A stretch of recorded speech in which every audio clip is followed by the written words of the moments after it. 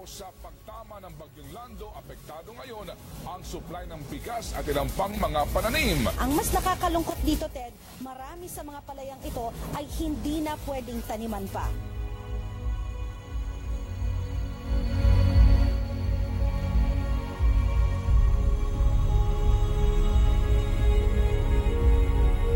Ang Nueva Ecija ay dumaranas ng matinding pagbaha tuwing bagyo.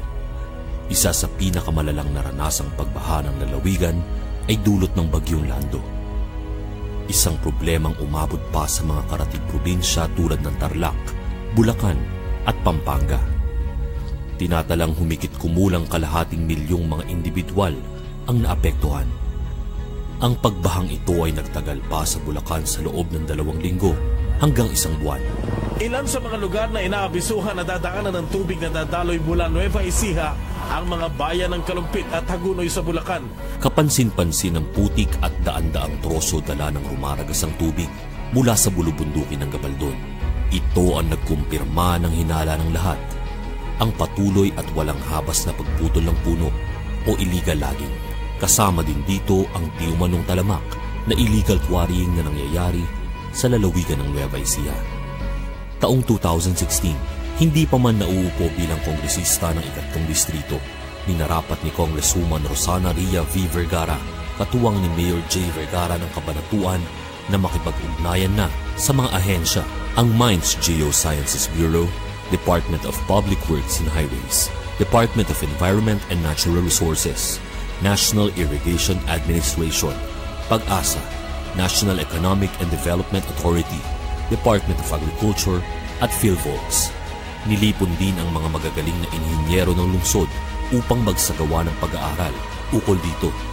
Isang delubyo ang tumambad. Ang dating luntiang kagubatan ay naging kabatuhan. Kinumpirma pa ito ng isang pag-aaral mula sa MGB. Tunay na nakakabahala ang paparating na trahedya. Tinatayang 10,000 bangkay ang pupulutin kung ito ay magaganap. Isang kalamidad na maihahalin tulad sa Ormoc tragedy noong 1991. Dahil sa lawak ng maaapektuhan at laki ng magiging pinsala nito, minarapat ni Congresswoman Vergara na lumapit na sa mismong ahensya ng DENR sa pamumuno noon ni Secretary Gina Lopez. Kasama sina Chief Geologist Noel Lacadin at DENR MGB Regional Director Lope Carino, nahayag sa noong Undersecretary Arturo Valdez ang programa. Pinangako nito na gagawa ng paraan upang mapatigil ang di umanong illegal quarrying sa lalawigan. Subalit hindi naiupo si Gina Lopez sa posisyon ng Secretary ng DENR. Taong 2018, hindi pinanghinaan ng loob ang kongresista. Patuloy itong humanap ng paraan upang maiayos ang problema. Sa kanyang privilege speech noong November 27, 2017, inilantad ni Congresswoman Ria Vergara ang kasalukuyang nangyayari sa lalawigan. We need to make the public aware of the illegal quarrying operations in Nueva Ecija. It must once and for all be fully investigated, reviewed, and exposed, for it is only in this way that the broken, corrupt system currently in place can be dismantled and the perpetrators who benefited for years from quarry revenues be brought to justice. I make this privileged speech today raising this very important matter in the spirit of duty and transparency. It is high time that we break the cliché that public service is lip service. Sa bisa ng House Resolution 1505, nagkaroon ng congressional inquiry na tinalakay ito. As chairman of the PMRB, all permits go through the committee, and based on the committee's approval or disapproval, the government would sign. So, as chairman, you should have been aware of all these quarry permits that were going through the province of Nueva Ecija, based on our conversation. Yes. So why are you saying that you're not aware of the quantities, you don't know the data, you're like acting like you don't know anything? I can furnish you a copy of our recording. No, I'm really upset because you came to my office and you alarmed me. You said that there's a tragedy that's about to happen in my district, similar to the one that happened in Ormoc. You were even said that I'm going to conduct a geohazard summit. I'm going to District 1, 2, 3, 4 of Nueva Ecija to tell the constituents of what unabated quarrying, illegal logging is doing to your province. I wasn't here when that Ormoc tragedy happened, but you and Engineer Noel Lacadin told me. And you did nothing. Remember, we were there in the office of Secretary Gina Lopez, no less. Yes, ma'am. We had 2 meetings, and we were trying to get this quarrying to stop. And you did nothing. And now you sit here and you say you don't know anything. I mean, where do you live? Do you live in Nueva Ecija? No, ma'am. So, if this tragedy happens, and you said 10,000 lives will be lost in an hour, a flash flood can happen. And you even told me, remember you told me, do you know that the rocks and sand coming from Gabaldon, they're not rocks and sand, Congressman Vergara. They're minerals. They're phosphate. They're of high value. You told me all this on tape, on record. And I moved. I went to the Secretary of DENR. I put up a team of people. And we talked to the councilors of Gabaldon, of Palayan. And you did nothing. And now it's 2018, and I do a privileged speech to expose this, and you sit there like you're not aware of anything. How can you? You're a public servant. How can you? Lives don't matter because you don't live in Nueva Ecija. So when that flash flood happens and 10,000 lives are lost, it's my conscience because I didn't do anything. Don't you care? Ayon kay Carino, nagkaroon ng mga summit na nagbabala sa mga mamamayan ukol sa problemang ito at sumulat siya sa gobernador noong Mayo 2017. On May 25, I wrote Honorable Omali a letter. May I read this one? Honorable Zarina Umali, Governor, Province of Nueva Ecija, Capitol Building, Palayan City, Nueva Ecija. Dear Governor C. Omali, this refers to the recent inventory, monitoring of mining, quarrying permits operations conducted by personnel of the Office of the Provincial Office in the Province of Nueva Ecija. Based on the information gathered by the monitoring team, it appeared that the provincial government of Nueva Ecija has been issuing commercial sand and gravel permits without the applications, therefore, passing through the Provincial Mining Regulatory Board for processing and evaluation.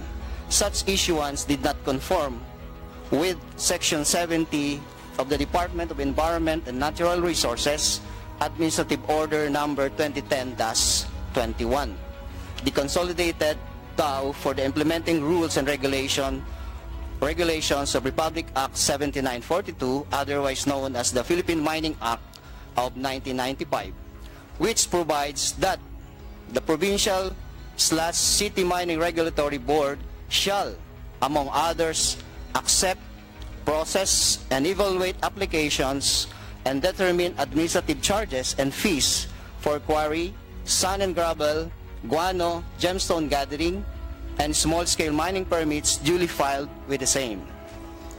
Per records of this office, the PMRB for the province of Nueva Ecija was already reconstituted on August 14, 2015 under DENR Special Order Number 2015-839, a copy of which is here to attach for immediate reference.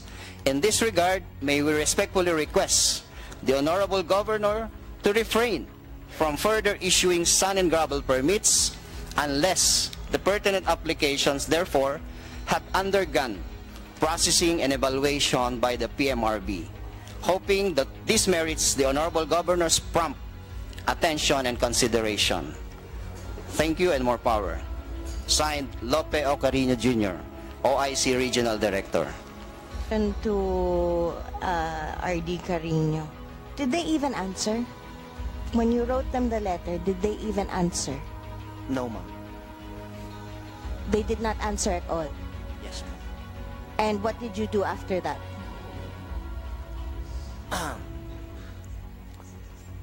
Nothing?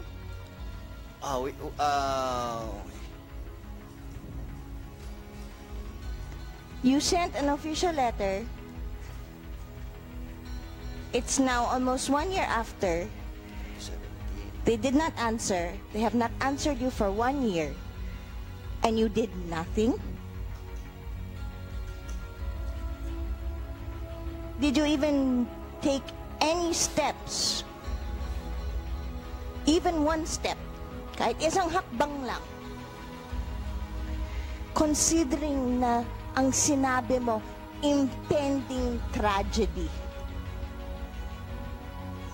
Kahit isang hakbang, may ginawa ka ba? So, for a while, ma'am. No. I'm not asking. I'm asking you. I'm asking you kasi you were still in office from May to November. I'll get to him later. I'm asking you. Yes. Did you even take one step? Ang ginawa po namin after this, no, we planned for We planned. Okay. on my part. Plan. Stop. Yes. We planned. Anong ginawa mo? I'm not asking for your plan. I'm not asking about what you plan to do. I am asking for a concrete step. Yung ginawa mo, hindi yung balak mo. Yung ginawa mo. Nag-ano po kami, ma'am, we scheduled for another yes, ma'am. We scheduled for another PMRB summit to discuss these things. That has nothing to do with my letter. That letter that I'm talking about has nothing to do with your summits. Anong concrete step na ginawa mo nung hindi ka sinagot ng governor? Wala po akong ginawa doon pa sa nung hindi sumagot po. But No, walang but. Yes. Wala kang ginawa. From May to November, wala kang ginawa. Nothing. Anong ginawa nyo nung hindi ka sinagot ng governor? May second letter ba? Nagpa-appointment ka man lang. Considering ang sinasabi mo, libo-libo ang mamamatay sa probinsya ko. Pag hindi natigil ang quarrying na yan.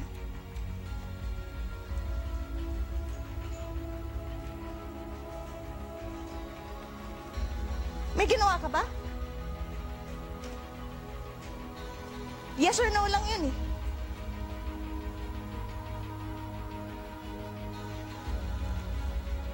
Yes. On record. On record. Say it. Ma'am, I'll check my record. No. I'll check. No. Because I No, asked. no, Yes. no, sir. I cannot accept that. I'm asking about your personal action. Walang check ng records. Mawalang galang na po. Pero ang pinapag-usapan natin dito, ang mga buhay ng kababayan ko.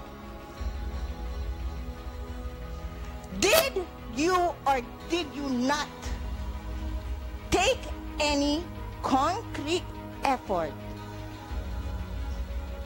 step to address the situation?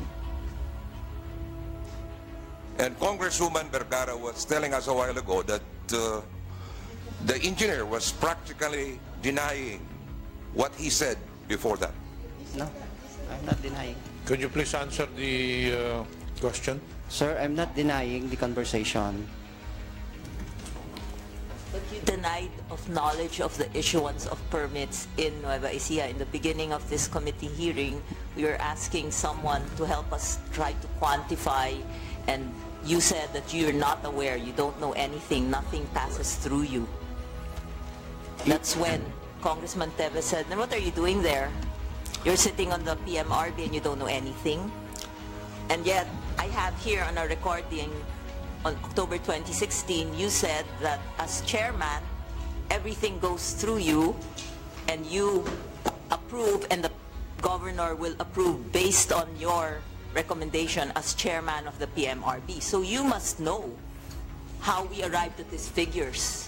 Hindi makasagot si Carino sa lahat ng katanungan ng mga kongresista, kung kaya't minarapat ni Congresswoman Villago na ipakontempt ito dahil sa hindi nito pagtugon sa mga katanungan.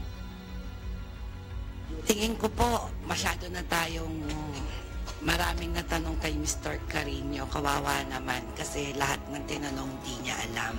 So I may move that we make contempt Mr. Carino. Second. Binigyang diin ng mga kongresista ang nakabantang panganib kung hindi agad aaksyon ang ahensya. Ang hinahalin tulad na Ormoc tragedy ay naranasan mismo ni Congresswoman Garcia. I just want to inform you that I was there when the flood happened. Where we lost, well, there was never a clear count. Somewhere from 5 to 8, perhaps 10,000 lives. I was residing in Ormoc then.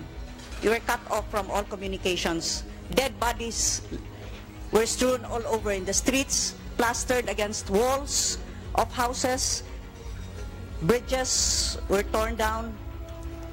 The stench of rotting flesh filled the air for several weeks.